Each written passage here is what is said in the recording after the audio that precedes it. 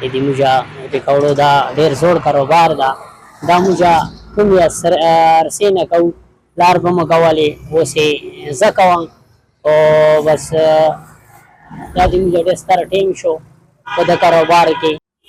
دا پکوړې چې کومې دي دا دلته کین دي، خو لکه دا ذاتي دي لچۍ مشهورې پکوړې دي که نه. داسې خو کوهاټ کې، پېښور کې، داسې صبیرآباد پرې دا پکوړې کېږي، خو لکه د لچۍ یو خپل هغه وي، لکه څنګه د هر ځي خپله میټۍ، لکه داسې د ټیري میټۍ مشهوره ده، داسې د لچۍ دا پکوړې مشهورې دي.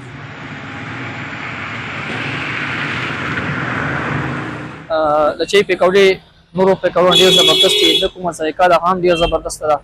او د سپیشلیټي صرف دا آل پاکستان کې د کوم پکوړو کوم کټینګ ده هغه ټول نه زبردست کټینګ ده.